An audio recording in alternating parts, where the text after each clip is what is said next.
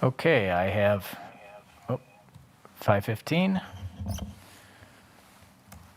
And welcome all to the Planning and Budget meeting for March 2nd. I'd like to call the meeting to order. First of all, can we have a roll call? Wong, Present? Delgado, Present. Anderson. Present. All members are present with Wong in the boardroom. Okay, can we have an approval of the minutes, or the agenda, sorry.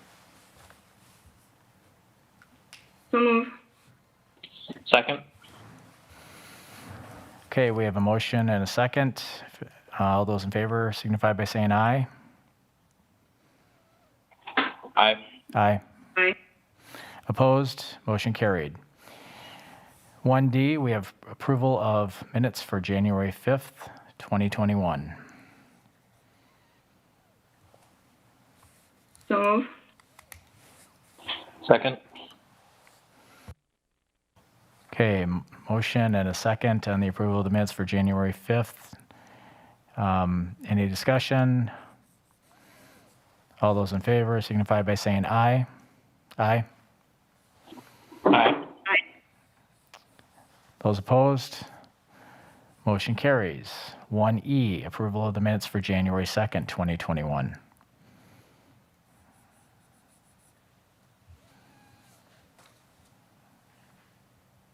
So move. So move. Second. Okay, we have a motion and a second. Any discussion? Hearing none, all those in favor of approval of the minutes for February 2nd, 2021 signify by saying aye. Aye. Aye. Aye. All those opposed? Motion carries. So now we move on to item 2A, which is the frontline recruitment platform proposal. And we have Ms. Williams in the room who will be presenting on this, along with Ms. Armstrong as supporting cast, I believe. I just need to figure out how to present real quick. Joanne's gonna present for me. So she'll be driving. I'll just present. Okay, Ms. Armstrong is driving. Thank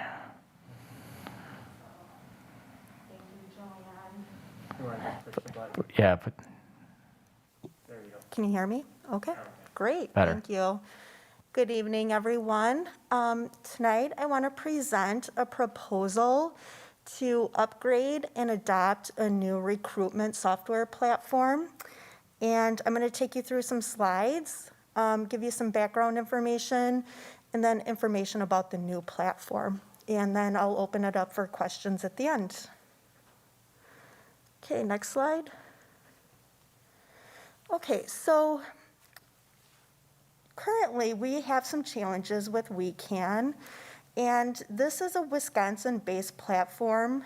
And really what our challenges are that I've experienced is that when we're looking at recruiting outside of Wisconsin, we have very limited outreach outside of Wisconsin. So when we're looking at recruiting diverse candidate pools, the advertising that we're doing is really organic on our end. So we use Indeed to scrape our jobs. We also use diversityjobs.com to scrape our jobs. So we're driving some of that advertising with some of those entities that are helping us. So our recruitment platform isn't doing some of that heavy lifting for us. We really have the inability to capture extensive metrics. So what I mean by that is, the district is always trying to figure out what our hard to fill positions are.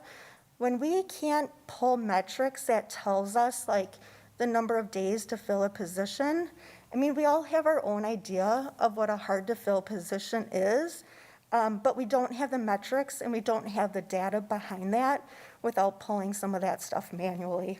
So metrics on candidate demographics. So as we're looking at diversity for candidates, being able to have that data and also where our candidates are learning about our positions. So when we're looking at strategic recruitment and where we're posting our positions and really being mindful about our efforts, we really need to understand how people hear and where they're learning about our positions.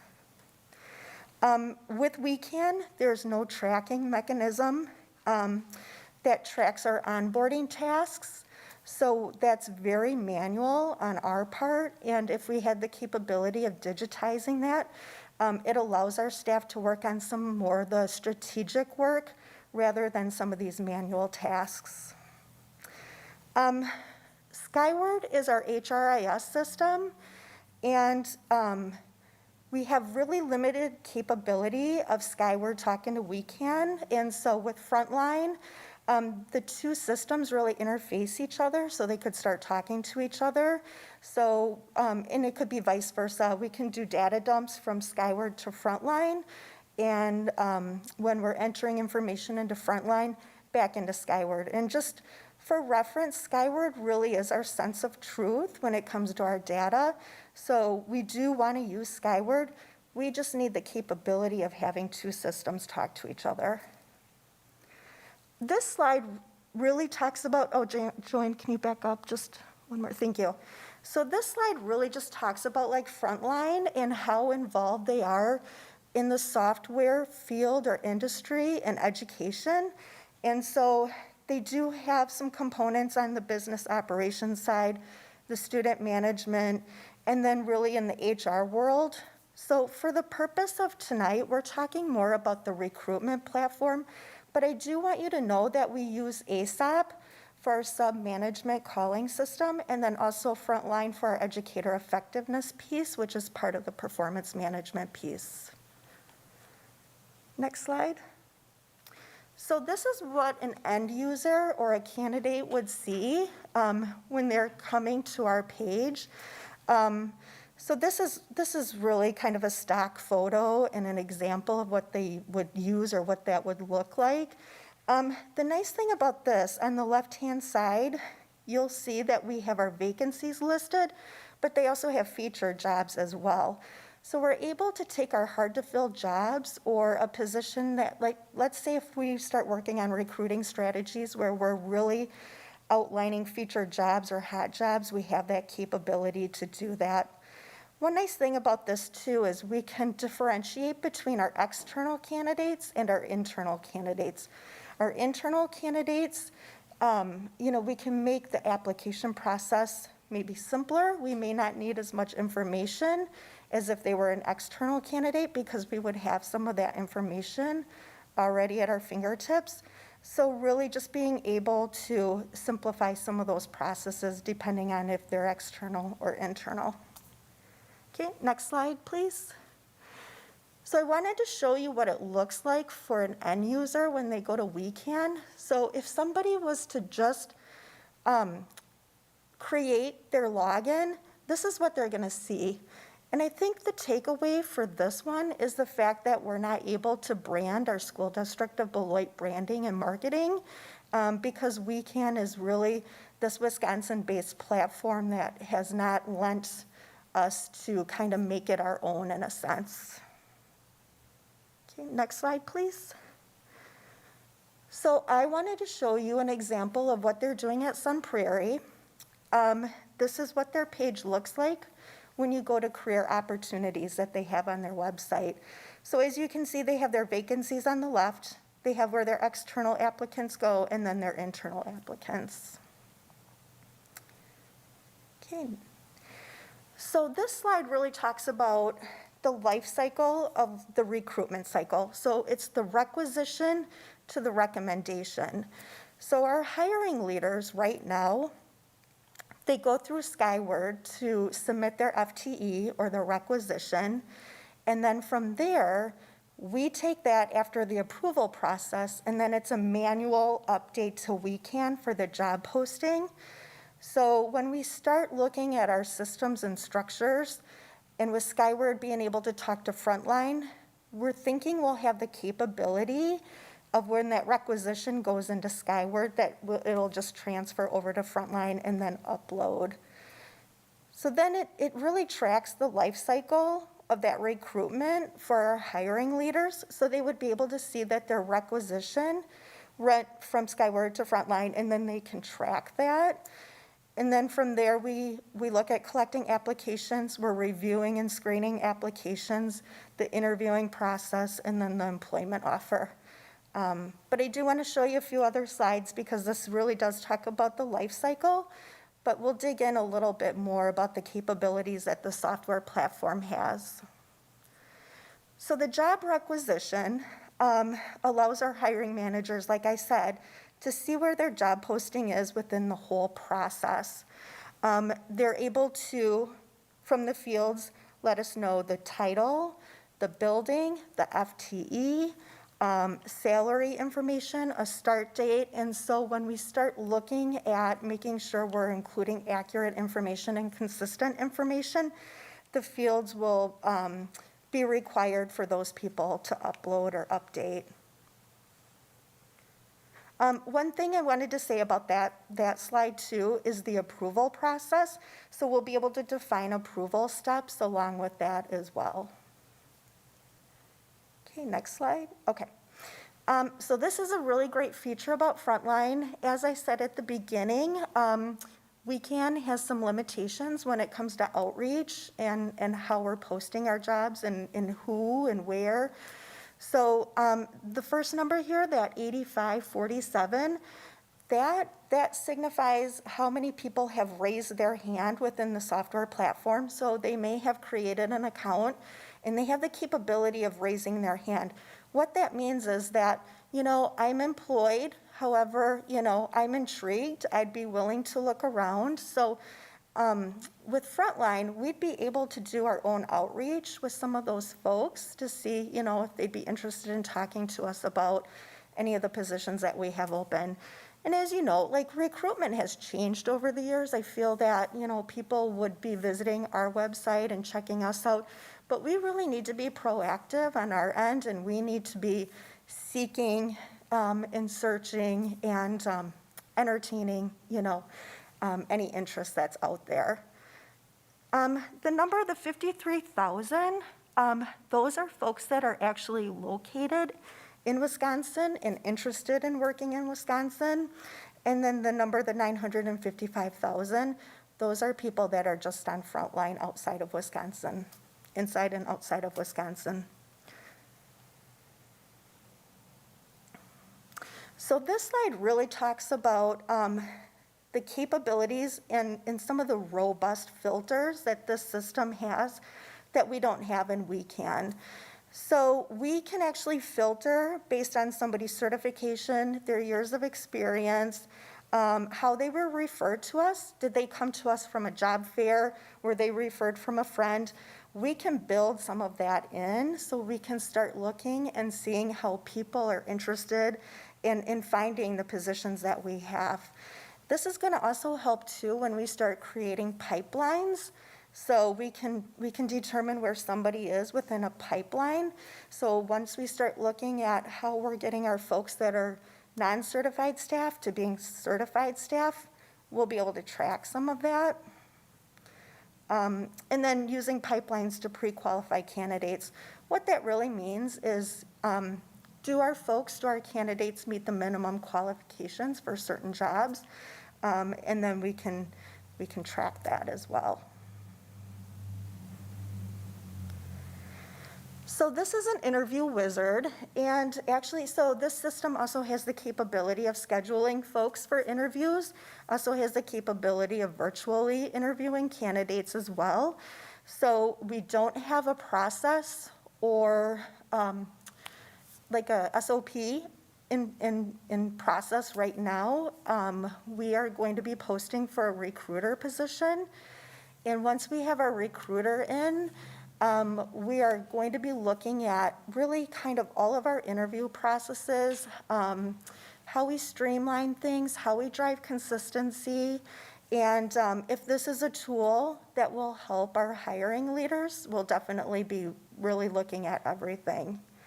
The nice thing about this is It does create a history. It also creates the data about who may have been sitting on a panel or that interview. And as we look at collecting data for the board, for the reports that have been requested in regards to who's sitting on panels, who's interviewing, that's really going to help us.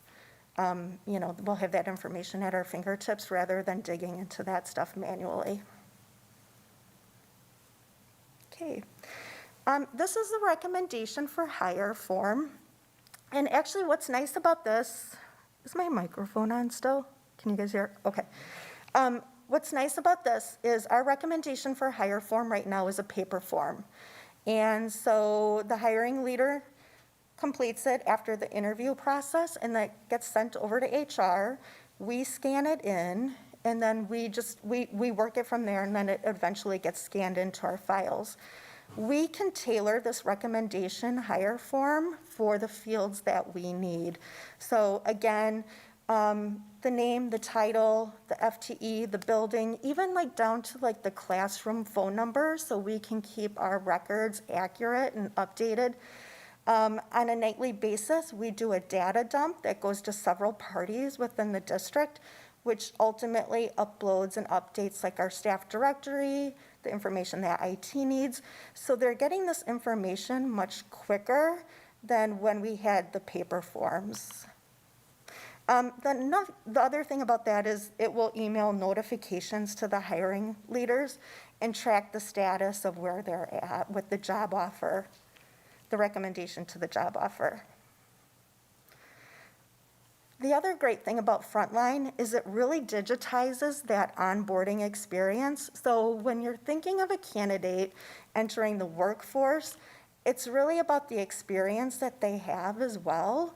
So instead of sending out all the paper forms or the fillable forms that we may have been doing online and then tracking them manually, the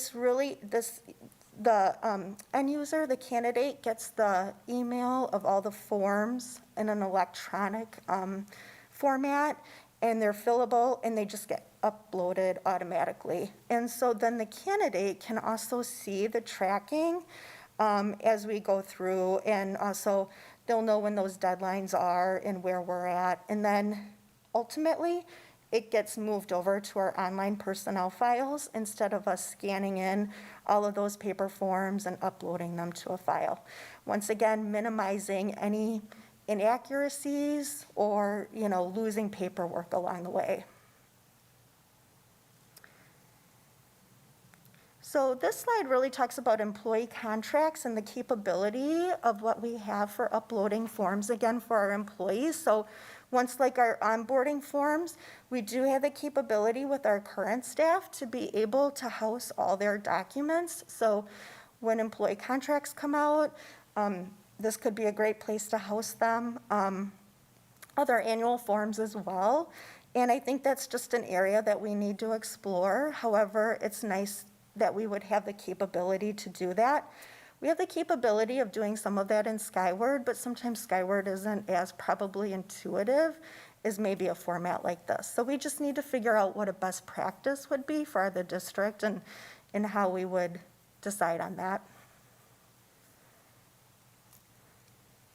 So this again talks about tracking forms, so we can check the progress of form workflows, create due dates, automatically send reminders, and that could be for the employee contract. So we issue the employee contract. We know that our employees need to sign off on that. We usually establish a deadline for that, and we would be able to track some of that. So once again, I think it just promotes a better experience for our staff. And then not only that, but they're going to be able to go back and refer to that contract at a later time if this is the tool that we would use within Frontline. Once again, it's about online personnel records, people being able to go back and access any forms that they've submitted in the past for reference. I don't know about you guys, I've been with an employer in the past and maybe needed to look up like even my health insurance form because I couldn't remember my kid's social security number, something like that, So just having the information at your fingertips being able to house historical records, addendums, that sort of thing. I think, as an organization, having that transparency and having employees be able to access their own information at their fingertips really supports that. So here we're at with proposals and costs, and I'm proposing two. So proposal one is really launching Frontline concurrently with WeCan. And WeCan would direct our candidates to apply on Frontline, but Frontline would also be posting our positions and doing the work at the same time. When I talked to the Sun Prairie School District before exploring Frontline as a tool for our district, that's what they did right away. It allowed them to collect data to determine where candidates are learning about our positions. I think they were probably a little nervous to just go with one format until they were really feeling confident about the other format. So that was a pro for them. And then really building that confidence regarding our recruitment systems and structures prior to going exclusive with WeCan.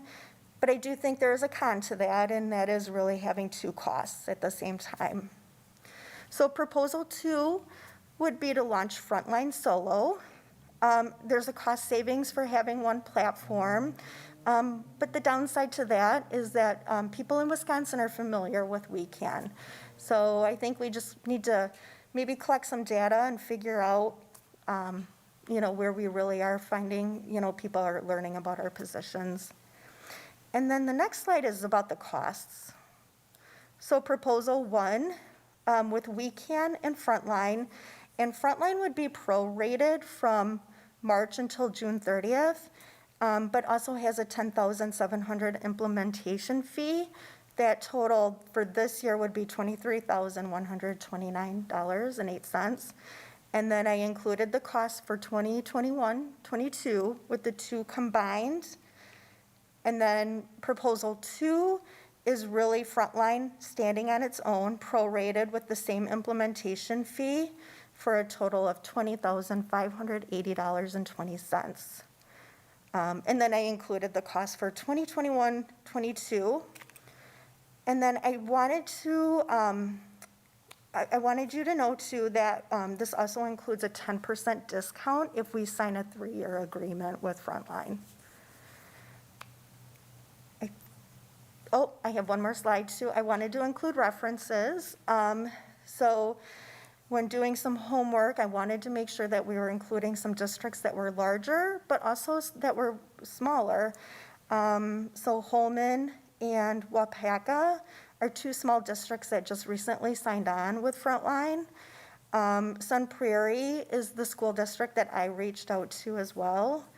In Rockford, who isn't really too far away, a bigger school district is on Frontline as well. So I think with that, I'll open it up to questions. Oh, I'm sorry, there were some next steps.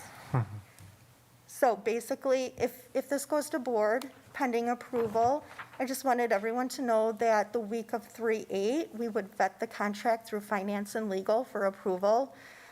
We would partner with our account executive, Brad Phillips, from Frontline to create a timeline to launch. And then in conjunction with the superintendent HR would provide updates to the board on any timelines, the launch, any additional details on our process improvements to make sure that everybody, is aware of the good stuff that we're doing. And now, any questions? Okay, thank you very much for that. This is really good. Thank you for putting the work in and answering all the questions, because this raised, I think I have about a dozen questions for you, but I'm gonna, and they're all softballs in my opinion. Okay. But would like to start out though, and other committee members I'm sure have questions as well. So I know reading through this prior to didn't do anything compared to what you just delivered. So thank you for doing that and putting in the effort. So we'll start out with Board Member Delgado, Committee Member Delgado, do you have questions for Ms. Williams? I do, but Spencer was first. If he doesn't mind, I can go. I didn't see the cue there. Sorry. Go ahead, Mr. Anderson.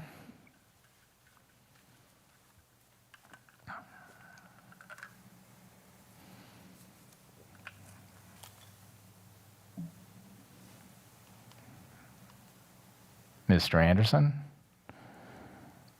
you can go ahead. Sorry about that.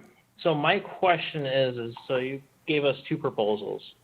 In your position, which proposal are you recommending for us to consider tonight that you are saying this one's going to be, in your opinion, better than the other? So my personal opinion would be proposal 1.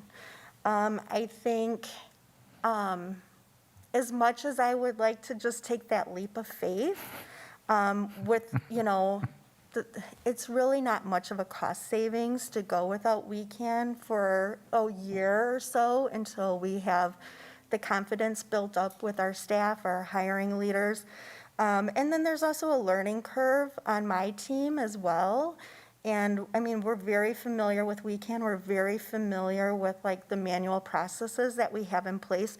We need an opportunity to also tighten up our processes and look at what we can do better that allows us to do the strategic work. So that's where I'm at. Could I jump in on that answer as well? Go ahead. So I just wanted to, one, take the opportunity to thank Ms. Williams for putting together the presentation. She's been keeping both Ms. Armstrong and myself looped in throughout the process. And I also want to say that this journey that she's taken that's led us to this is also in part to the work that we did with the short-term planning goals and specifically looking at recruitment and retaining our staff of color. Because it allowed the space to do a deep dive. And in part, it's taking a couple of different routes. You'll hear a little bit later on when we talk about Hanover, how this also intersects with this.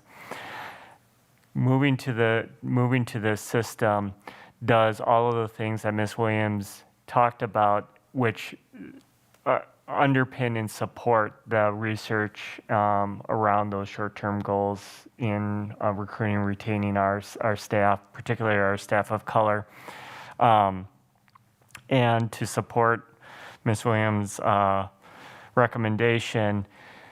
This would give us an opportunity side by side as we were to ramp up with a new platform, one, to work out any bugs that are in the system, but then also to really look at the metrics side by side, because up until this point, our initial research has said we have to go outside of Wisconsin, and the limitation of WeCan is in Wisconsin, so we can actually not just trust the data they're giving us, but we can actually augment it with actual data that we will have if we were to launch both platforms side by side. It's more work on our end, but again, with the recruiter position, we will have the additional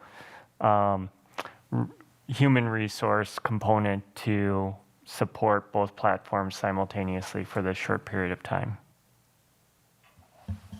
Okay, great. Does that answer your question, Board Member Anderson? Yes, it does. Thank you. Okay. Board Member Delgado, go ahead. Okay, first of all, I do want to just make some comments. I think this is a great proposal. I can definitely see the need to have a reliable platform that is able to meet the district needs as far as hiring. I actually experimented with WeCan, and it wasn't a very user-friendly for people that are applying for the district. So definitely agree with that, and definitely agree with the data. Data is so important to have because that you're able to compute the data that can show like current trends as far as employment and who's applying and qualifications and all of that. So yeah, definitely it seems that it's a great platform to use. Just some questions. So when we're not able to brand SDB, obviously that, prevents us from, fully exposing what we are, who we are. You said, you mentioned on your presentation about Sun Prairie, and you had a slide in there where it actually takes you to like the website of the school district. So we would be able to post this in our website, and then it will just take us directly to that platform and be able to have applicants just apply through there. And I saw that there was like a screen where it provided like a lot of different information that we're not able to post on WeCan as well. Is that correct? Yeah, so I think, let me back up a little bit in terms of like our website. So what we envision is making our career site more robust. So that would house Frontline. It would also provide an overview of our benefits. And then also, once we have some of the pipelines created, like that one-stop shop for our people who are interested in how do I get my foot in the door in the school district of Beloit? How do I move from being non-certified to certified? So we have to start building our careers website to support that. So there's that one piece. The other piece was, I think you said, was there a link from Frontline? Yeah, we would be able to link from Frontline to our website and vice versa. And then, I'm sorry, Maria, or Board Member Delgado, you had another question that I don't think I hit upon. No, actually, that answered my first question. Now, my second question. So I have experience with different platforms, and for instance, right now with my current employment, the way that we do things to maintain equity as far as applicants and to be fair when we're screening, we're not able to see addresses and we're not able to see names. So that, any type of discrimination can be avoided when we're doing our initial screening. Is there any type of opportunity for that so that, we're not actually seeing names, we're not judging applicants based on their name or their, where they're leaving or, anything like that, so that we're more looking into specific, initial screening data? Yeah. Like qualifications, for instance, instead of looking into names or any data that would give us any opportunity to discriminate anyone. Sure. Yep, absolutely. No, that's a great question. So actually, when we have our recruiter coming in, we'll be looking at this person who will be doing initial screenings for any applicant that meets the minimum qualifications of a position.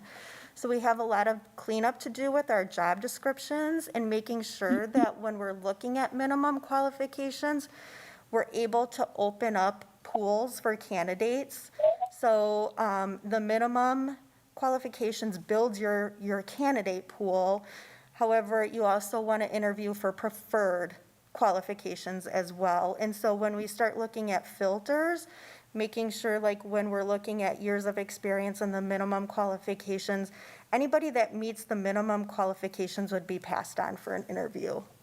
And so HR, you're really starting to look at a centralized recruitment process, and that's what drives our consistency, and that's what keeps us out of discriminatory pitfalls when we're doing recruitment practices. Awesome. So when we're doing, for instance, we're trying to hire more diverse populations. Mm-hmm. There's going to be a way to like pre-screen who comes from a diverse background. Would that imply any type of discrimination on other applicants? The only thing we would be screening for is anybody that meets the minimum qualifications. So if somebody meets the minimum qualifications for a position, they could be passed over to the hiring leader. Okay, thank you. And then my last question. So you gave us some projected cost.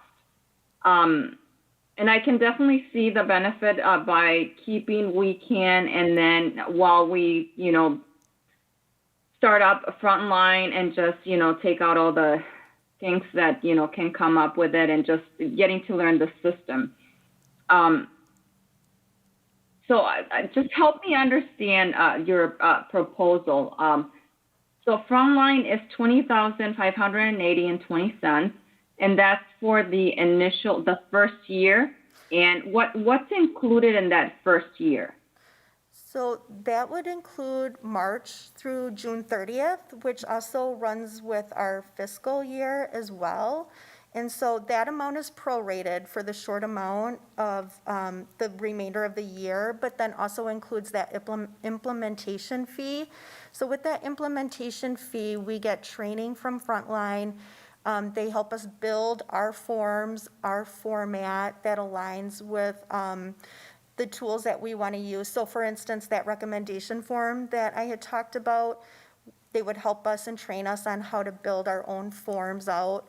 And then we would have ongoing support from Frontline as well. When we also have two systems that are talking to each other, our Skyward and our Frontline, that's where that support becomes very important, because we know that Skyward is like our source of truth. However, when we have a system that may be more intuitive for our staff, when we look at how we can use that system for a better experience for our staff, I think that's where we're going to need that support from Frontline. Okay, so that covers only like 3 months. That full cost only covers 3 months. What is the projected cost per year, like after that initial payment? So the 2021 and 22 year, that would be $32,108.84. And so the 2 years after that were about the same. So this would be like a concurring expense every year, correct? Correct, yep. So we have a 10% discount for a 3-year agreement. Okay, trying to get that. Okay, do you have any like projected cost savings?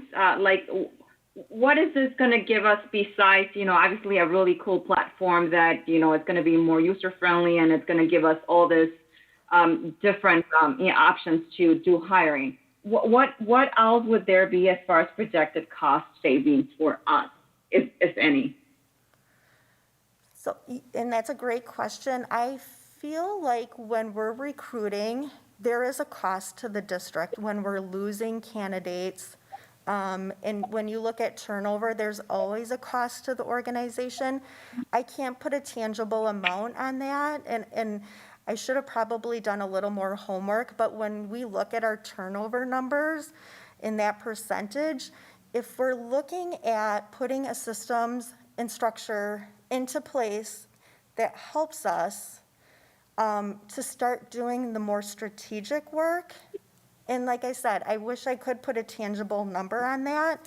I think once we start pulling data and metrics, and if we're able to cut down on our turnover, I would hope that the software platform would pay for itself.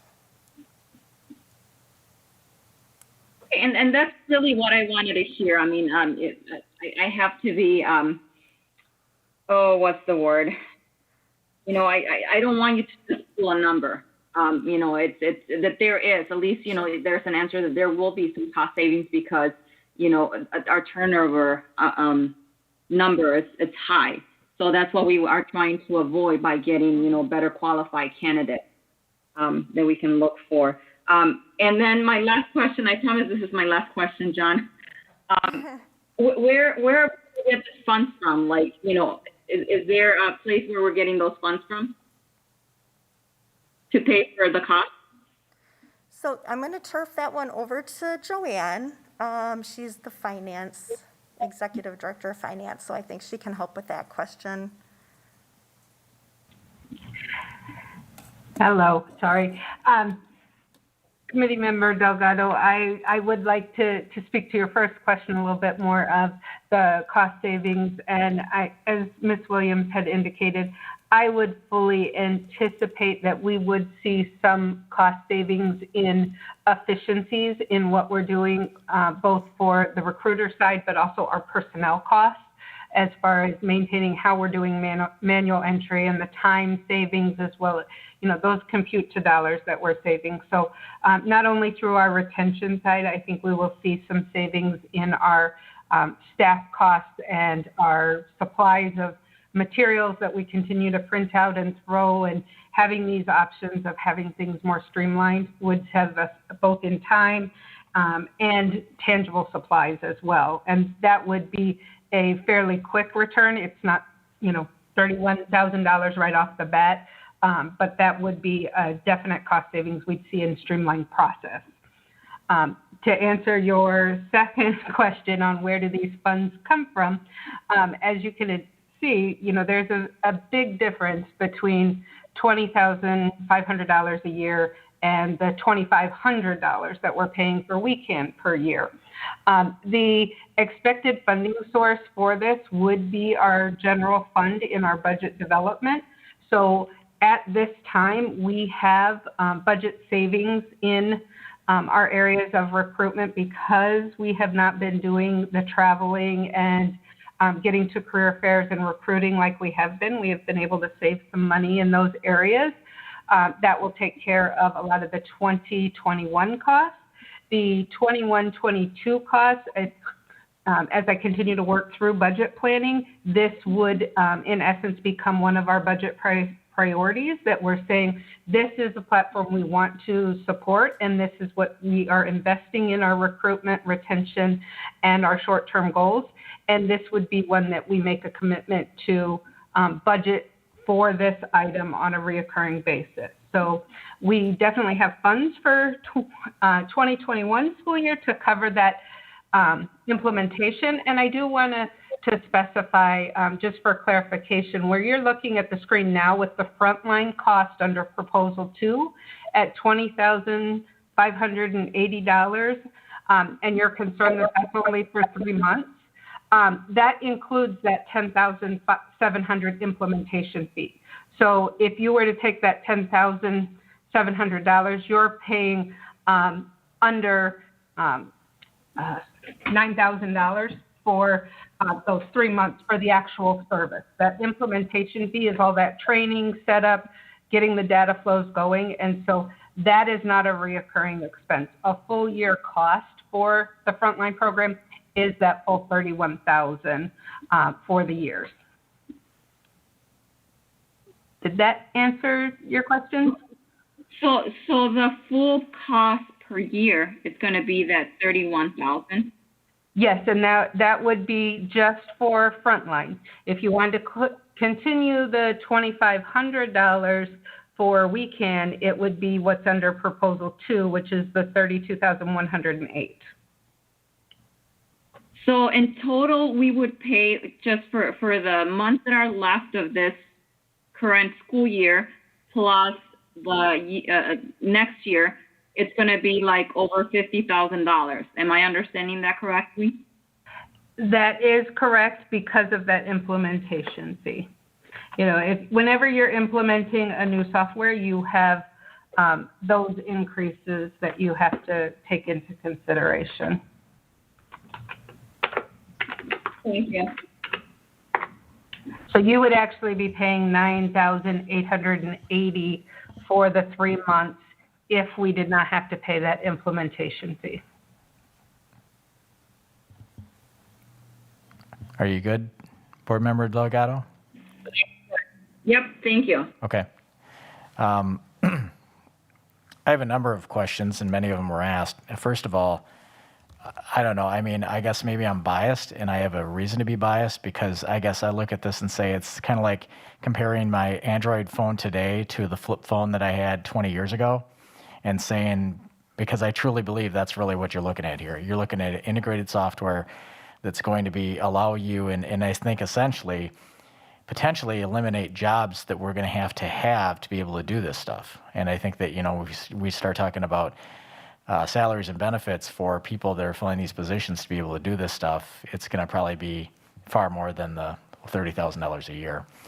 And I having just changed jobs and gone from what I consider to be the caveman era to now the new year 2021, it's incredible. And I think anybody that's seen a change in their careers as far as technology goes and how they can be so much more efficient, it becomes a no-brainer as far as how you need to approach this stuff. So I also appreciate the fact that Ms. Armstrong bringing in the budget, and you've explored this and seen that. There are some questions, though. First of all, the first one I would have would be regarding you have references of several districts here, from Rockford to Appleton to, what was the other ones? Sun Prairie, Holman, and Wapaka. Have you had discussions with them about how they've utilized Frontline and how long they've had it and what the benefits have been? Is that something, and I guess this ties into some of the support and training that you have, how quickly are you going to be able to implement this and get up to speed to the point whereby you're really going to see the efficiencies? And I'm guessing it's going to be relatively soon, but I'm more interested to hear about the references and what you've heard from the other districts. So I talked to the HR director in Sun Prairie, Chris Sadler. They had a lunch and learn for Frontline, and that's when I was first aware of the software platform and seeing what they were doing in Sun Prairie in regards to their recruitment practices and retention in their pipelines. Like, I was intrigued right away, so I reached out to him before I even reached out to Frontline, just to get a good idea of like how is this working for the district? What are the pros? What are the cons? That is when I learned that they did concurrently using WeCan and Frontline together. And so the one thing that my biggest takeaway when I was talking to Chris was the fact that he found that he had a lot of applications coming from Minnesota.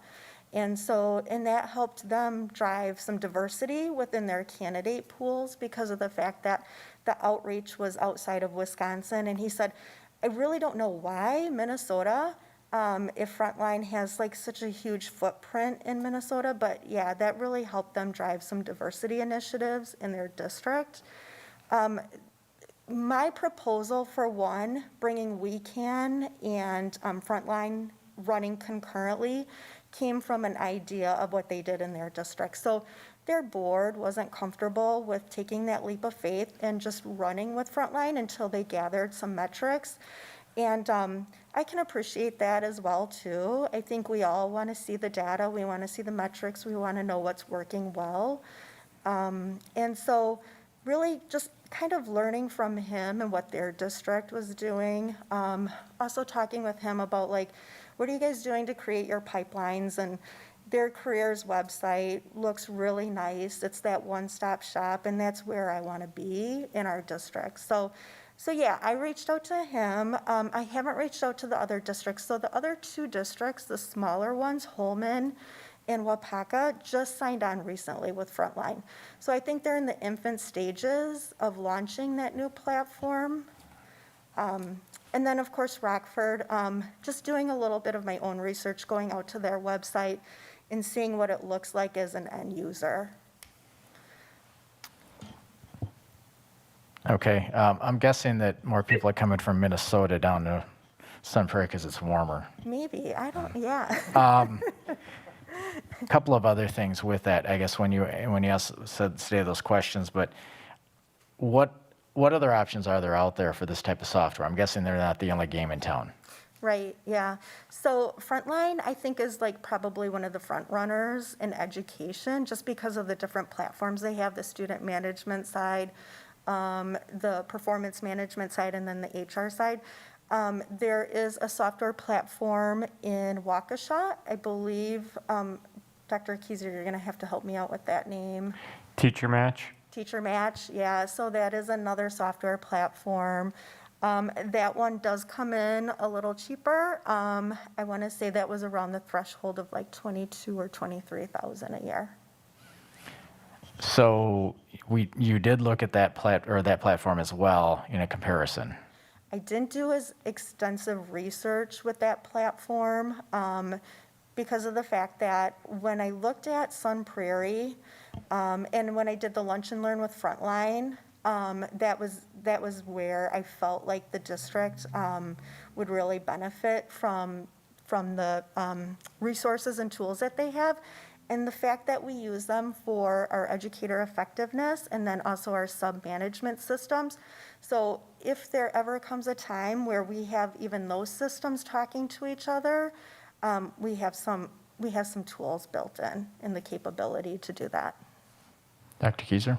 Yes, and with Teacher Match, they recently were bought by PowerSchool, which is another student information system. So they're actually undergoing a retooling to be integrated within that platform.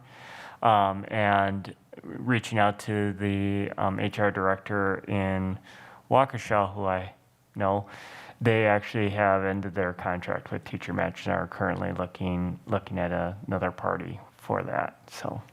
Are there others out there besides the Powers and Frontline? So I can speak outside of education. I know Oracle with PeopleSoft is huge. I've seen Taleo used in the past and other employers. But those systems are very robust as well. I think to your point when we were talking about like just platforms and employers, like we also live in an age where people can pull things up on their phone and apply for a position on their phone. So I think, these systems will allow people to do that. Once they create their account, they can quickly go in and.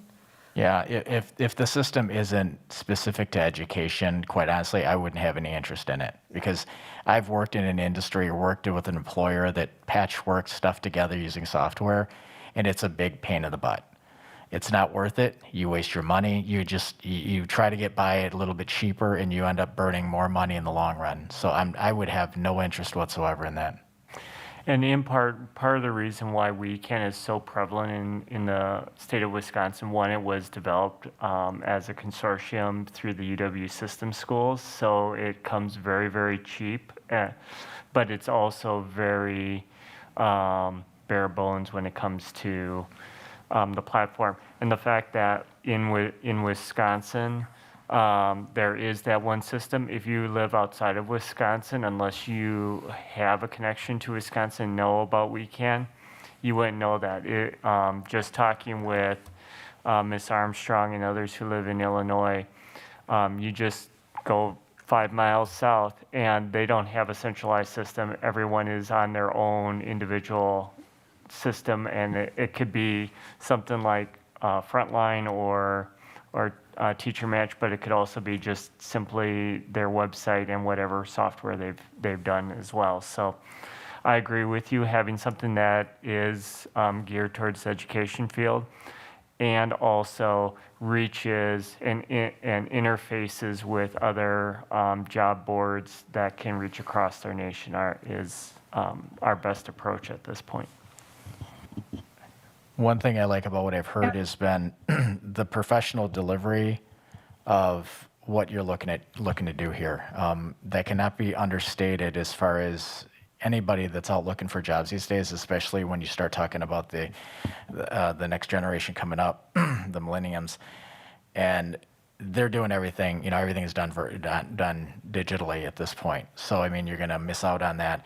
But I think it says something for the district as a whole. Anybody that would come to our site and be able to see that and go through that and have the experience that they're probably going to have with a Frontline versus a WeCan that they're going to be stumbling through, and it's very clunky. Mm-hmm. It also obviously it doesn't. We don't even know what the economic savings is from an efficiency standpoint as well.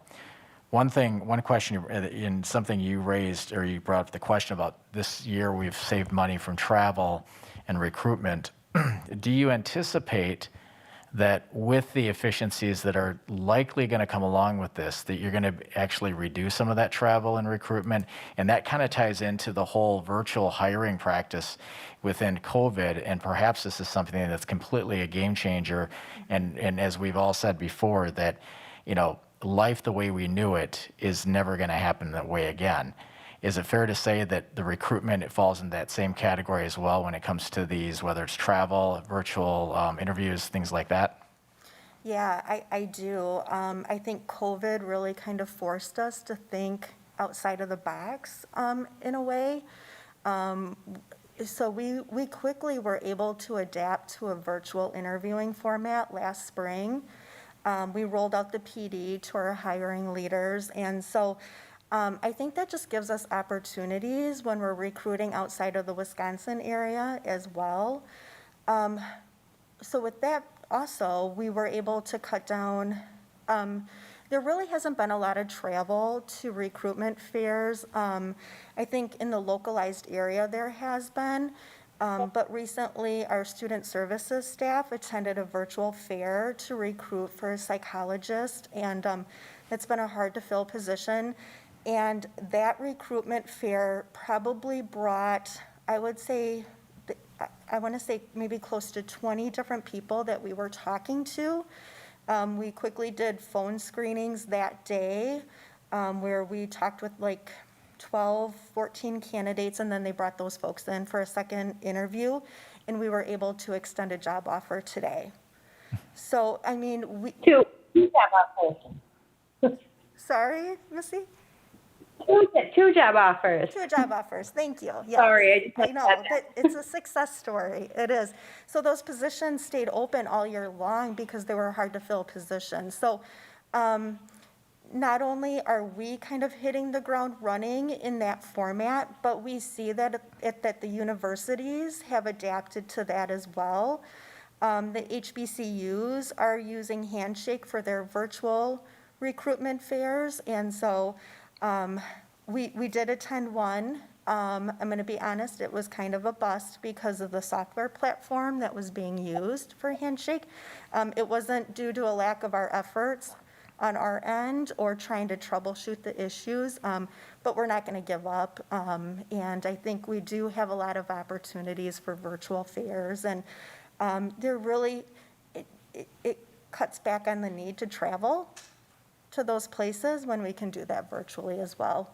I think we also have other opportunities when we're interviewing for our hourly positions, like our paras. So many times we'll have multiple openings in several buildings, and maybe instead of that para or that candidate going in for a para position for an interview, who may be interviewed in a different way in one building with maybe a different set of questions compared to this building, we can drive that consistency and have that as a virtual interview and have the key stakeholders that are hiring for those positions in on those interviews. So we have some opportunities, and definitely it's exciting to explore what those different opportunities are. Great, thank you. Ms. Armstrong, you had a question or a comment? Yes, sorry, I was didn't know if people could see me on that one. I wanted to kind of add a comment in that Frontline is a new name that this is coming under. Frontline has consolidated all their independent programs. So as we referred to ASOP for our absent tracking and our sub-tracking that we're doing, some of you may have heard from AppleTrax. That is what this product was called previously. And, as we live so close to the state line, I can tell you Illinois doesn't have that standardized platform, but AppleTrax is probably the most commonly used program in Illinois for school districts. So, just having it as Frontline, a lot of people are not recognizing that side, but that is a very common tool for education, and being close to the state line, you will most likely be pulling some of those candidates from below the state line. So I also wanted to comment on the recruitment efforts and things. I think that, yes, we have great opportunities for this to reduce some of those travel costs, but I do not want to lose sight that we have to recruit where we're going to find our candidates. And some of those positions require us to get out and meet with the people and find the candidates where they are. So this is one phase that we can move in, but I don't want the expectation that we wouldn't do any recruiting in traditional formats, because some of our most diverse candidates may be out there in a different format. This allows us to make sure that we are consistently applying our recruitment efforts and being consistent, as Ms. Williams said, in our recruitment questions, in our screening process. But I do not want to have any illusion that we would get rid of or phase out recruitment as we also have seen it. Now, it will cut down that initial travel. Yes, we're going to streamline our resources, but I do not want to have any misconception that we will not still meet out candidates where we can find those candidates and get the people we want in our district. Thank you. Okay, thank you. As far as the information and the storage of this, I'm assuming that's stored on the network or is it in the cloud, or how is that accessed? So I believe it's in the cloud. Okay.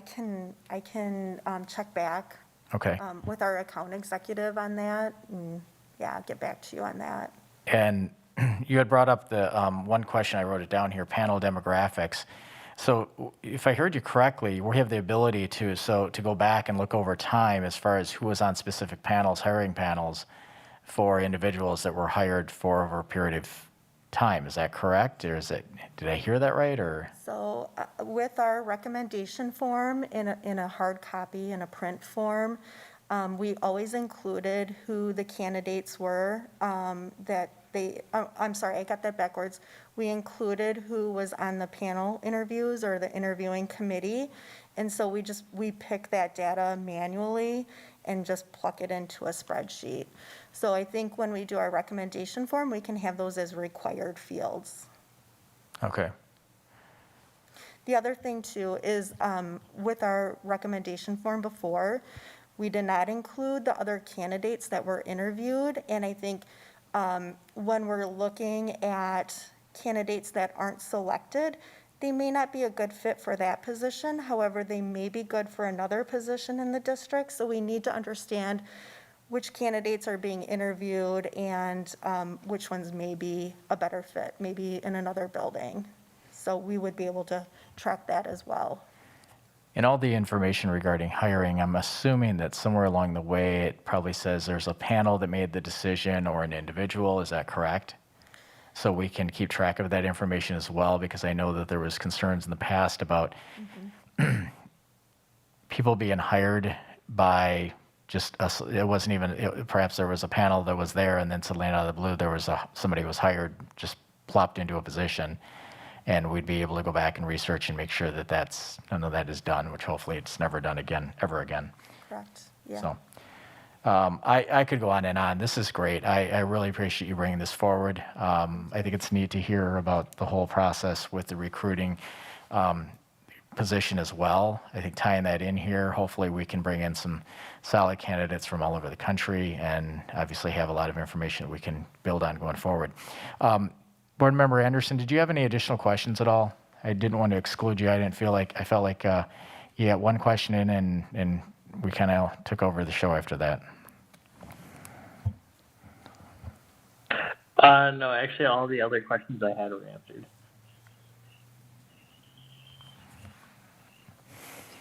Okay. Any other questions or comments from committee members?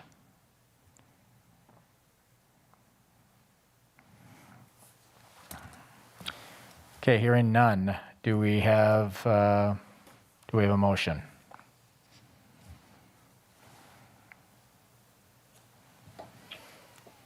I move to approval to the full board for the school district of Beloit to adopt the new recruitment software platform. Should we include the name in there too, Ms. Shope, Frontline? Yeah. Okay. Do we have a second? Online. One question. Should we specify which proposal that we are Good point. approving? Correct. So I move for the approval of the full board for the first proposal that would include We Can as well for that first year in Frontline with a total cost of $23,129.08 for that first year. And then for the 2021 2021-2022 school year, $32,108.84. I'll second. Great. Thanks for the clarification on that. Okay, any other discussion about this at all? Hearing none, all those in favor of moving to the full board from the Planning and Budget Committee, the approval to adopt the new recruitment software platform Frontline using Proposal 1, which is the cost of $23,129.08 for the remainder of this year, and for the year 2021-2022, $32,108.84, involving both Weekend and Frontline. All those in favor signify by saying aye. Aye. Aye. Aye. All those opposed?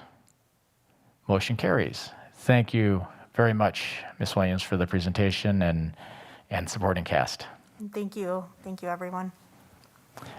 Okay, the next topic is 3A, which is the Hanover Research Council LLC, and we have Dr. Kieser doing the presentation and sharing it. All right, thank you, our Vice President Wong. Wanted to bring this back to the committee because this is one of those purchase services that has really taken off with this team. So just as a short recap, Hanover Research was an organization that we partnered with for this year and next year, going to do some research on our behalf so that we could both continue to do the work of the district, as well as doing some additional research that will inform the work of the district moving forward.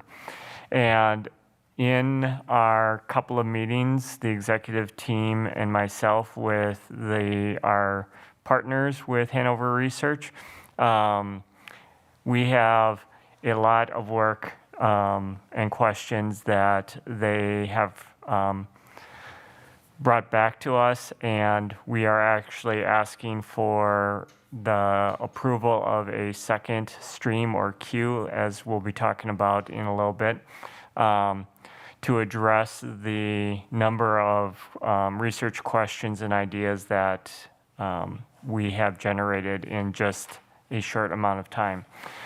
So I'm going to talk a little bit more about Hanover Research.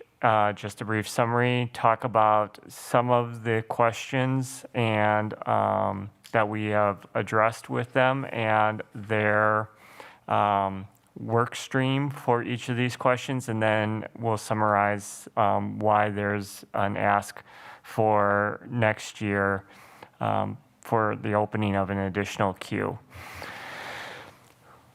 Hanover Research, again, is an organization that provides unlimited access to customized research as well as on-demand resources. In our partnership with them, all of our staff in the district would have access to over 10,000 research studies. At this time, we've opened it up to our district administration, just so that people could get used to it. And as we roll out, we will be opening up this digital portal to all of our administrators so that they will have access to the same research studies. These research studies have a combination of surveys that have been completed for other organizations that have been generalized so that people can pick them up and then create their own school-specific or district-specific surveys. Any research or data analysis that has been done is also stored and available in the online research library for people to read if they are thinking about doing similar type work. They can do some pre-reading and see what are the questions that were asked and what were the answers to those questions for their specific districts and school buildings and be able to say, is this something that we want to dig more into? As well as they've built a number of dashboards and data tools that have been populated with publicly available data, and all of those pieces are available through our through our partnership with Hanover Research to fill it with our school-specific data, not just publicly available data, because we know publicly available data is generally standardized, and so there's a loss of the nuance that districts have when we populate with our own data. The Hanover Digital Research is all a web-based platform. So once you have your access and login, you're able to go in and do whatever research that you want. And so all of the research is available in downloadable PDFs, and by also logging in, you can also subscribe to their weekly emails. So any new research that's being put into the digital portal, you'll get an email of those pieces, so that you don't have to go search for new information. It will be given to you. So what are some of the questions that we've been asking our Hanover Research to start taking a look at? So these next few slides are going to be a summary of the conversations we've had with Hanover.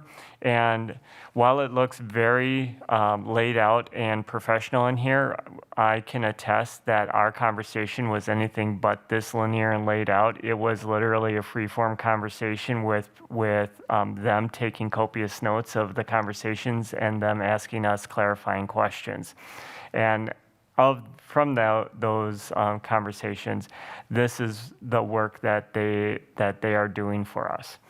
So when we were talking about the idea of feedback on our practices, we really wanted to get a sense of what are people's perceptions of the district's operations and instructions. And so as a result of that conversation, they've given us a list of some on-demand resources that are in this digital portal that we can access right now. And nice that they gave it to us in link format so that we can go straight to those. But the custom research projects that they're going to be looking at are listed in 2 basic bullet points. So they're going to do for us a survey that's been customized just for us in looking at stakeholder perceptions around our operations and instructions, and how the district should prioritize its work as it continues to navigate through the pandemic and beyond. The operational survey will take a look at parents, staff, and students, and it will talk about not only the return to in-person learning, but understand the perceptions of our instruction as we go through. The outcome there is to help inform the decisions around our allocation of resources that best support our staff and families moving forward. The second caveat to that is how are students perceiving their learning environments.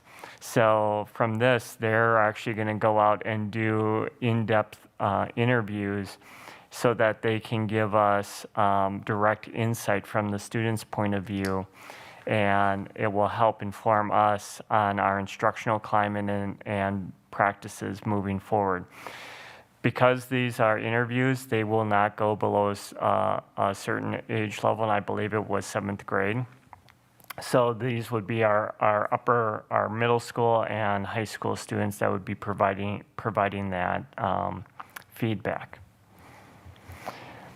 In the area of staff, which we were just talking about with Frontline, when we started to talk around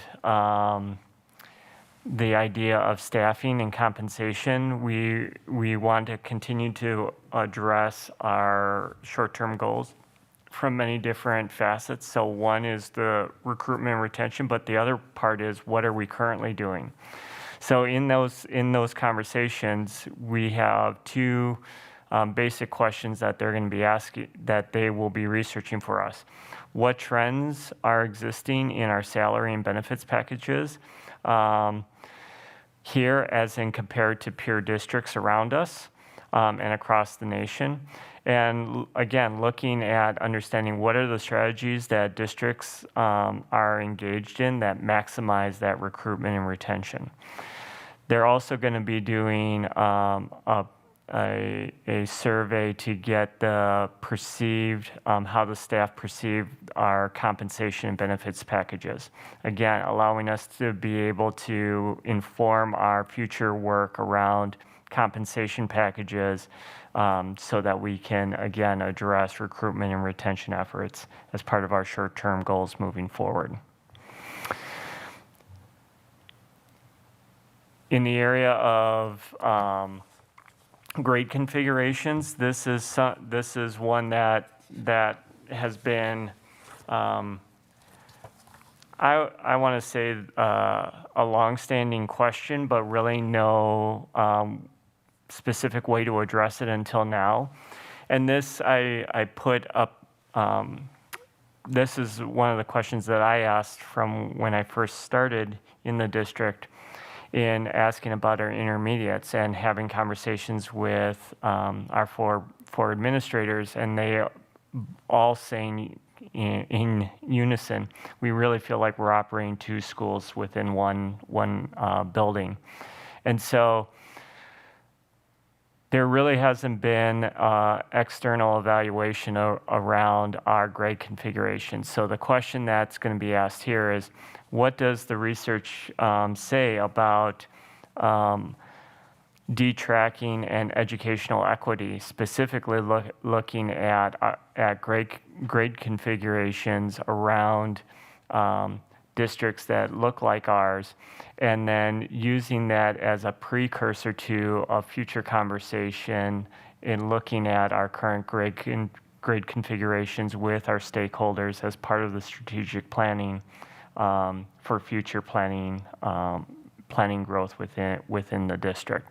So this would allow us to take a look at what are the best practices within our research, and provide us with some evidence about the benefits and challenges of the different models that are out there for urban districts like ourselves.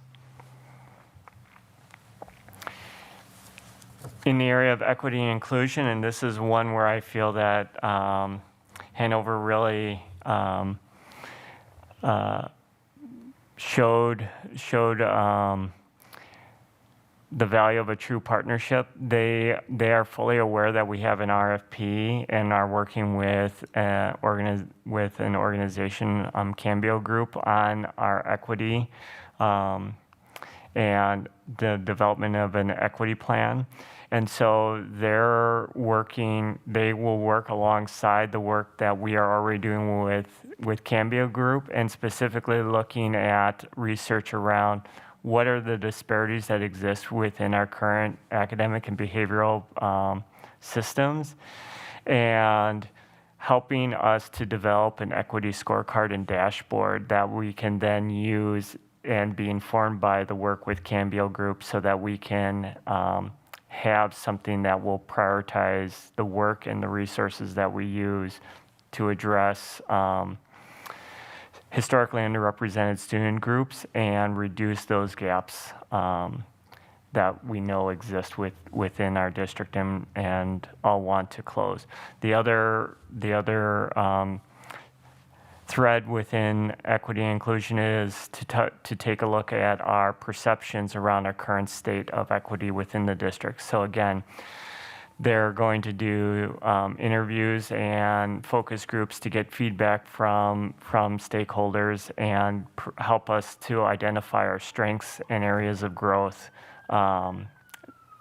within the district. And again, not to work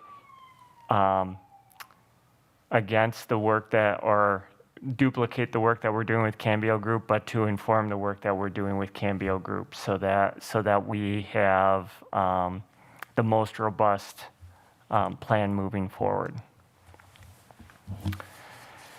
Along the same lines, we continue to talk with them about how does equity and inclusion represent itself outside of just the perceptions, but how does it manifest itself within our systems and structures? So in and amongst the perception pieces, again, working in conjunction with Cambio Group, they're going to help us look at our policies and how we can adjust our policies, or what are the best practices in adjusting our policies to better reflect the diverse group and be more inclusive and equitable in our approaches. We're also going to be discussing the idea of what is equity with Cambio Group, and so they'll be able to provide us with additional resources and research around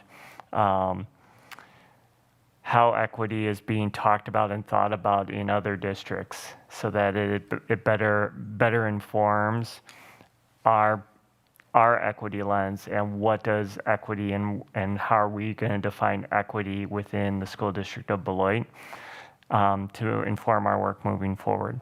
And then finally, just simply talking about how can we communicate our progress. So in addition to developing a scorecard and working with the Cambio Group, what are our best practices, and what are the best ways, informed by the research that they're doing with stakeholders, how they want to receive information back, so that, again, the idea of communication isn't measured by the speaker's mouth, but it's the receiver's ear. And so what does that actually mean when we talk about a communication plan? So I just ran through a snippet of several different conversations that we had over a couple of meetings with Hanover, and if we were to lay those out in the manner that we've contracted with them, where we start one and we could actually start several of them, and so when one is kind of in a resting phase, we could start up another one. You can see that all of those stacked side by side, there are 8 things that are going on here. And just based on the ones that I've talked about, we have things that are, as short as 8 weeks and as long as 12 weeks in session. They approached us and said, we certainly can do this across one queue, and it's not like we spend 12 weeks just on one and then we spend 10 weeks on the next. They will braid these questions and research back to back. But they said, you really should think about and ask and consider opening up a second stream or a second queue. So we asked them to give us a proposal around what that would look like. And so this is how they would propose to sequence these questions in 2 streams, and then the cost for opening up the second stream for the 21-22 school year would be an additional $47,500 to our contract, which in talking with the executive team, we felt that the value and the information that this will inform our work going into next year, knowing that we're going to be doing a strategic planning process beginning this spring and informing our work starting next fall, is worth the value and why we're bringing it here tonight and asking for approval to open up that second queue for that cost for the 21-22 school year. the question that you might be asking yourself, why for the 21-22 school year, and not starting immediately, is we can actually open up the second queue for under the $25,000 threshold. I believe it was like $12,000 or $13,000 to open up a second queue for this year, which would really start the district operations and the peer benchmarking compensation work right away. All the other pieces would really start within that next fiscal cycle, and which is why we're bringing it for that 47,000 for the 21-22 school year. So I'll open it up for questions and clarifications. Okay. Let's see. Who's in the queue? Do we have any immediate questions from committee members? I have a few. I do. Go ahead. Okay, here we go again. This is a really fascinating resource. That's what it looks like to me. It looks like just a big resource where we can find answers to a lot of our issues and data that we can go based on. So what I could gather from the presentation is that they're able to provide recommendations for us. Is that correct? Or is it just data? No, they will provide recommendations for us, and in all of these situations as they are going through what I presented was the research questions and outcomes that they've initially provided us as a result of our conversation. If this is a back and forth conversation, they are working for us, and so if there is something specific or if they haven't quite hit the research question that we want to answer, we just provide them that feedback and we continue the conversation until we're happy with the work. I wanted to give the committee a bit of insight into how Hanover is working with us, because up until this point, we've been presenting information for work that they've done with other districts and entities. These are the research questions and the deliverables that they are providing specifically for us to the questions that we're asking right now. So I wanted to give the committee and the board a little bit of insight into how in depth they are going into their research and what kinds of deliverables they will provide us. And they will tweak it to whatever our needs are, based on what we want to do with the research that we're asking them to do. So it's not just data. It could be, but in this case, you can see we're asking for some data, and we're also asking for some recommendations based on their research, both qualitative through interviews and surveys and quantitative through actually data analysis. Okay, so just to make sure that I understood correctly, we already have a current contract with them. And pretty much the work that they have done up to now has been like that screening portion as to what the district needs are right now, based on, your meetings and, the discussions that you have had and them probably doing an overview of what we're lacking, pretty much. Correct. Is that correct? Correct. Okay. And then, so now what you're asking for is for an extension of that contract for the next year so that we can actually have outcomes, like we can actually put to work all the information that has been gathered and all the different, per se, recommendations. And it's now like more putting them to work. But for that, we need an extension of that contract or a new contract? Am I understanding that correctly? It's not an extension of the contract. It's actually an expansion of the contract so that we're actually asking them to put more people on our account so that we could do more work.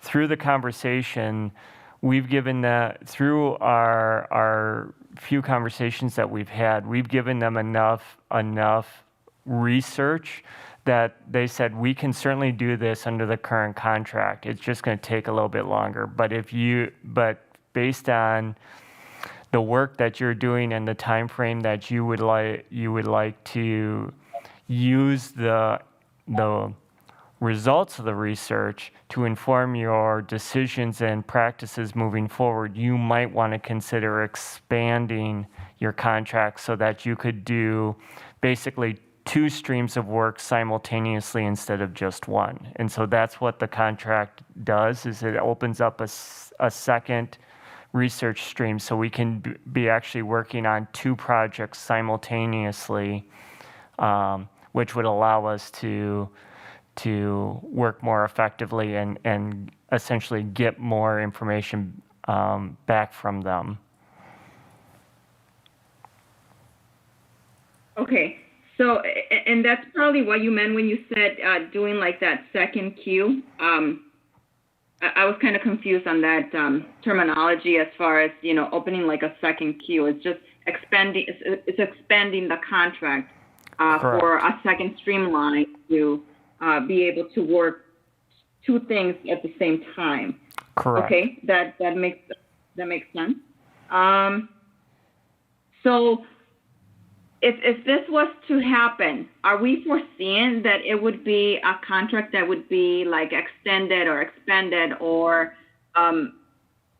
another contract to be done not next year but the following year as well to finish up the work? Or is there like a projected expectation as to when we will have all the recommendations and when the district will be able to work on its own without having this other organization assisting us? So we were very conservative in partnering with them this first time through because we didn't want to have too long of a contract that if it wasn't meeting our needs, we weren't locked in. But certainly in our initial work with them, we've been thoroughly impressed that we want to actually expand our opportunities to work with them, and the contract ends at the end of the next school year, so at the end of the 21-22 school year. So all of this work will get done by the end of the contract. If they're deliverables, based on just the little bit that I've shown you, meet and exceed our expectations, because I feel like they are meeting and exceeding our expectations at this point. If that continues, we would actually come back and ask to renew the contract and move the work forward. Now, that being said, we don't have to keep 2 queues open. We can go back down to 1 queue if we don't have the number of questions that we want answered. They just recommended to us that based on our conversations, we should consider this, and we felt that it was fiscally manageable to bring this forward and actually ask the board's approval to expand our contract with them so that we could open up this second queue here so that we could do basically 2 streams of research at the same time instead of just 1. And maybe I missed it on the presentation, but what is the cost tied to this expansion? It is $47,500 for the 21-22 school year. And where would this funds come from? We paid for the initial contract of the teaching and learning budget, and so this would be an additional expense coming from that budget. So it will come from the teaching and learning budget then? Correct. And we do have enough money in that account Yes. to be able to, okay, to support this. Okay.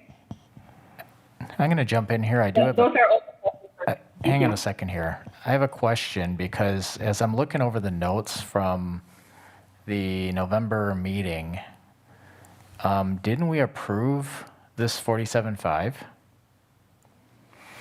We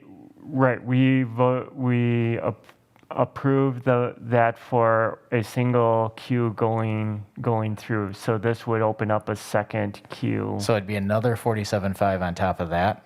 Correct. So it'd be 95,000 basically we're spending it next year For next this. year for this. Correct. It's an additional 47.5 to open up a second queue for Okay, that. all right. Sorry, I was focused on that and I wanted to make sure we weren't duplicating something. Committee member Delgado, did you have additional questions? No, I'm good, thank you. Okay. Board member Anderson. You actually just asked my main question. And Sorry. The other questions I had were actually just asked by Maria, too. So you're good then? Yes, I am. Okay. I do have some questions. Let me get back into. So, let me-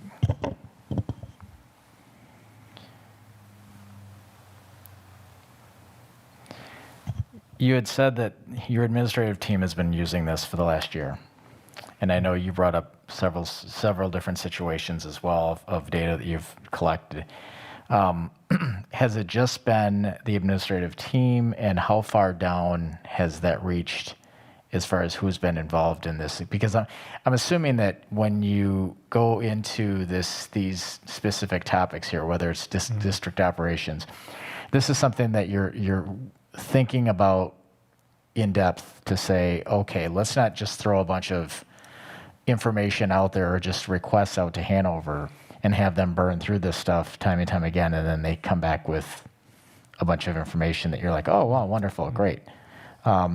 It's your team along with whom else, I guess, as far as who's inputting that information to say, this is what we're striving for as far as the information that we're trying to get from Hanover.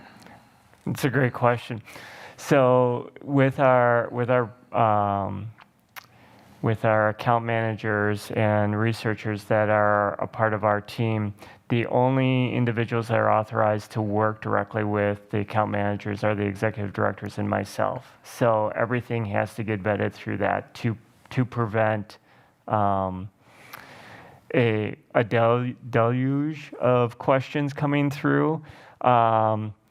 And we want to make sure that the questions are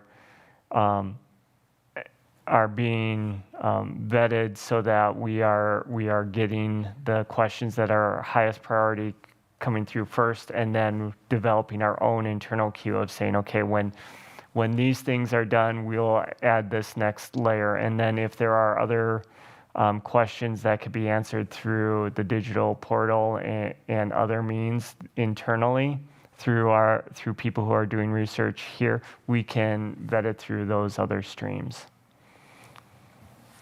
Okay.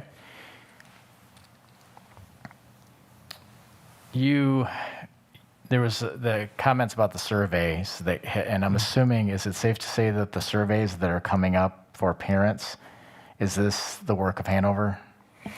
So the ones that I've shared with in this presentation are in process. They're not completed yet, but those will be surveys that will be sent out through Hanover, and the information will come to Hanover. So it will be data that they will analyze. So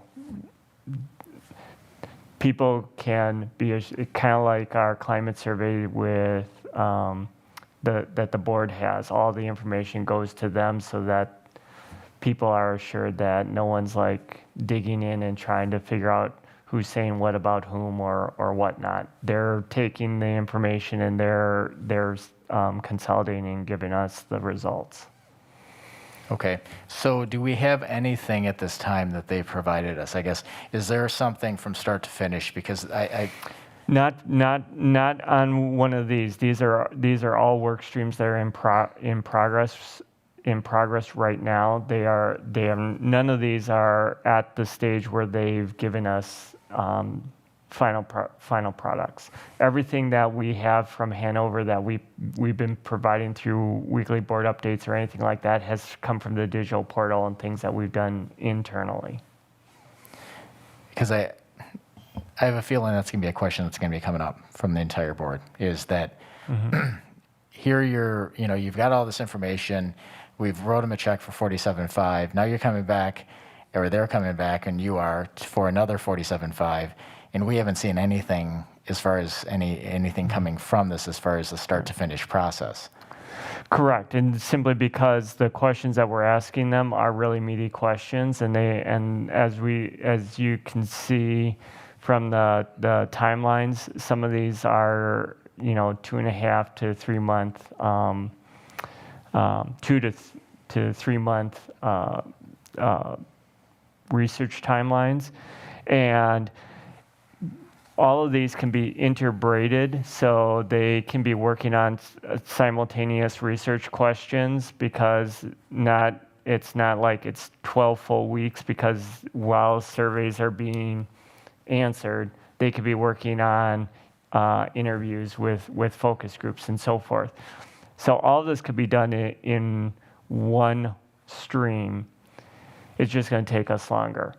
But based on our conversations with them, they said, if you would like to use this to inform your decisions, you might want to consider this. And when we talked as an executive team, we said, we feel confident that opening up this second stream is to our advantage, especially given the time that we find ourselves in going into a strategic planning process, and the questions that they are going to be answering for us. They're going to be really good questions that will inform our decisions long term, both operationally, instructionally, and as climate and culture. So, Is there any way that you can get, whether it's a reference or something along that line from a district that perhaps is telling us or showing us a start to finish process here? Because I think there's going to be some skepticism. I'm just kind of guessing here, but as far as the viability of this, and it's great. This information is really good, and I think the information you have out here and is a good start. But since there's nothing concrete that we can even present at this point.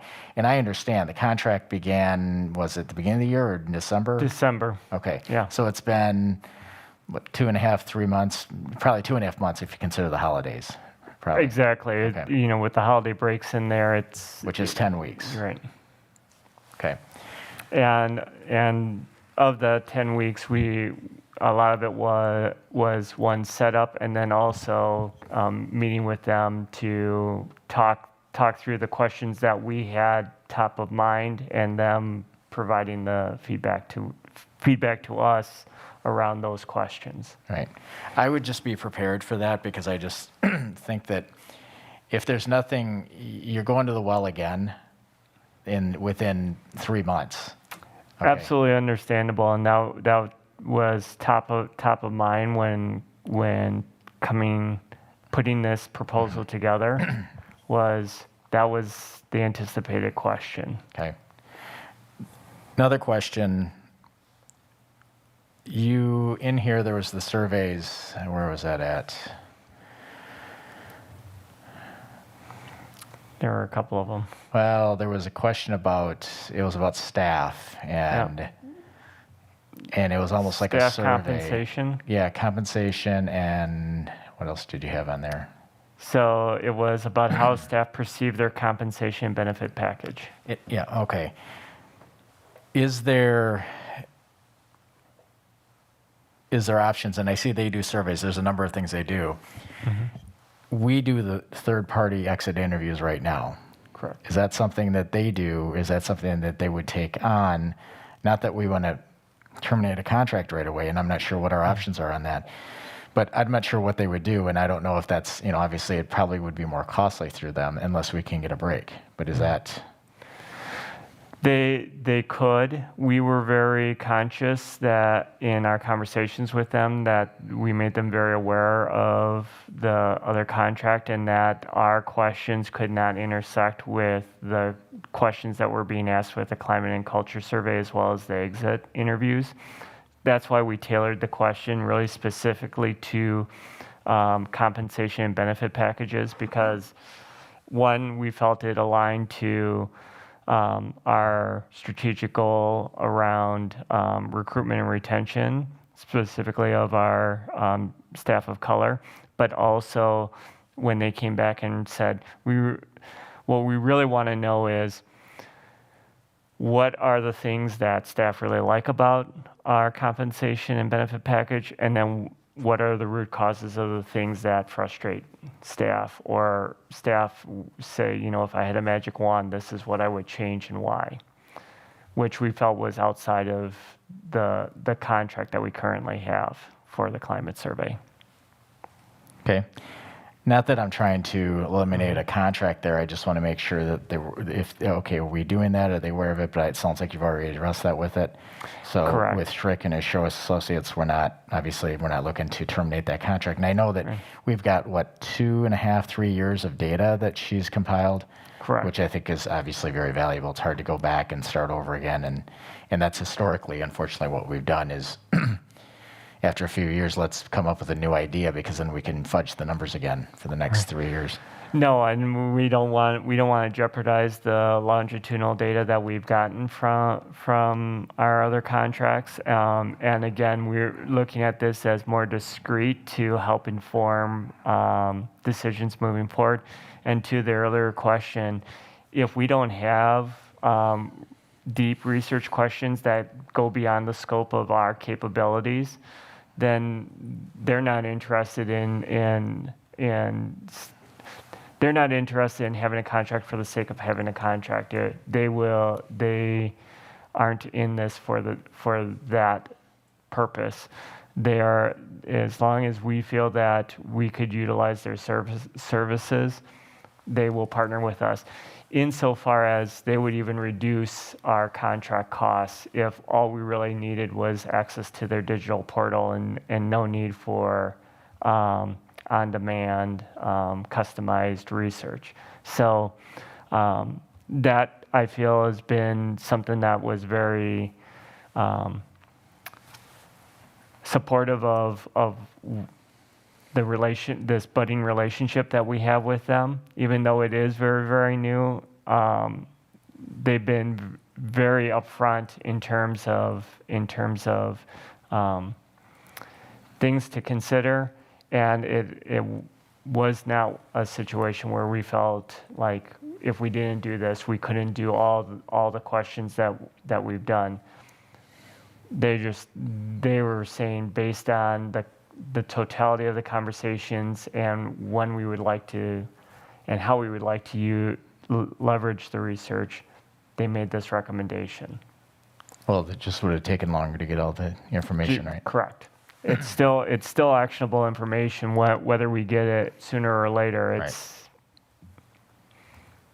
right. Okay. I'm good with my questions. I would just request that I think that you need to come with something that shows a start to finish process with them, because having such a new relationship, we have nothing to go by just by what you've said, or if there's data that you have. I'm not sure how to best approach that, but I'm guessing they might have some ideas as well, and you probably are thinking of some. Okay, committee members, are there any other questions?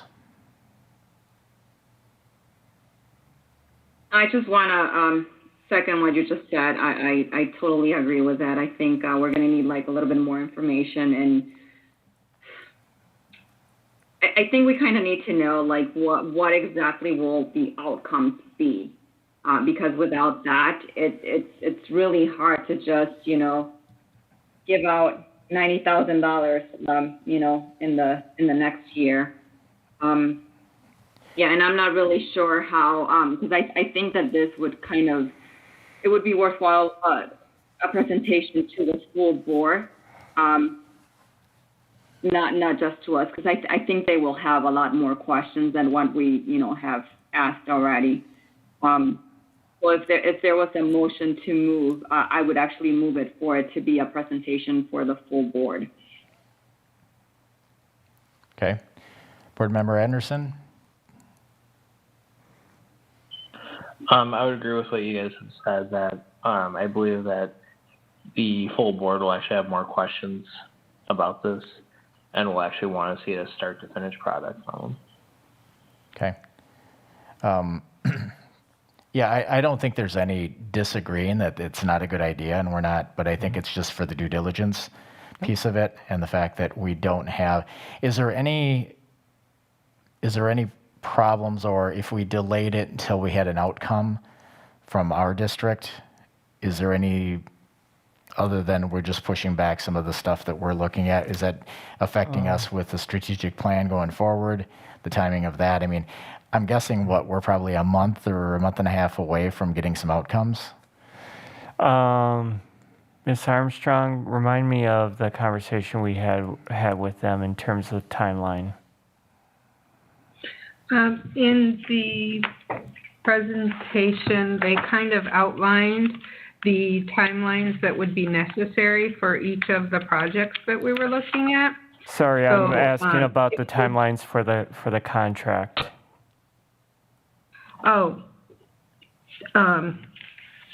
They had prepared it for an effective date of starting March 10th and running through June 30th, which we have covered with this year's budget proposal.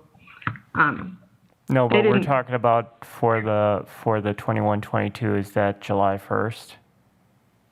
Yes, that would be a July 1st start date, sorry. Okay. I apologize, I missed the context. Yes. So we could, I mean, there's not like a rush that we have to approve this right away. If we wait for, when do we anticipate that we're going to have some outcomes from the first queue? I will reach out to them and ask them that. It may not be a bad idea just to kind of put this on pause until we have that information, if it's going to be yet this school year, because I think you're going to have a better ability to present to the whole board and have it go through faster versus I have my doubts about it getting through without having some final outcome. That's just my opinion on that, but I think it might be easier for you, and I don't want to see you run into a roadblock for something that is probably well, I know it's probably going to be very valuable. I know you've done your research on this, but I just want to make it easier so that for the process, so we're not wasting time, which we do enough of that already, on additional presentations and meetings when we can have something whereby you have a solid product and you can push it through, and it's kind of a no-brainer then. No problem.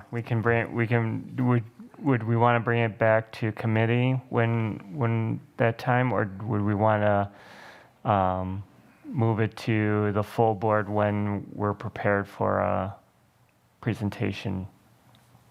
Committee member comments?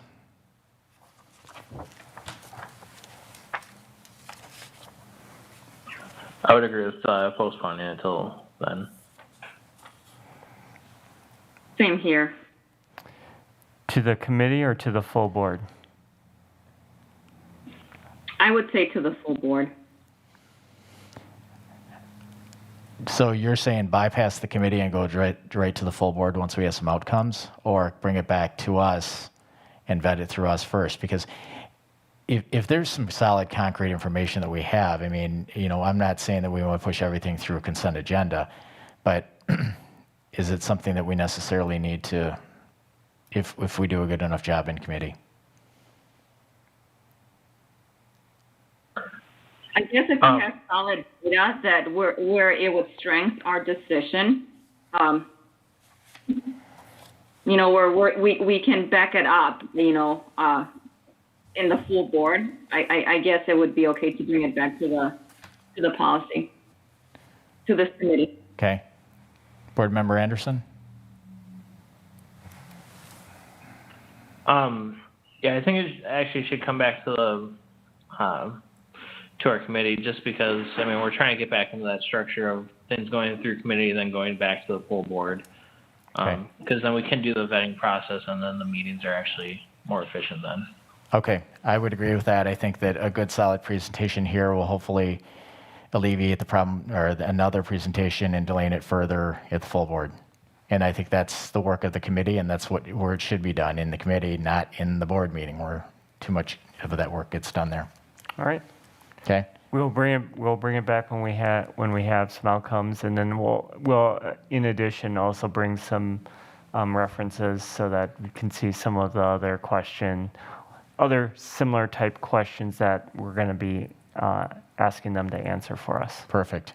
Just continue, I would just stress, continue to think of it in the eyes of somebody doing due diligence and asking the questions. If you can do that, then we can hopefully, I'd like to see our board meetings get down to a much lesser time and more just the presentation, the work being done in the committees. So, All right, will do. all right, great.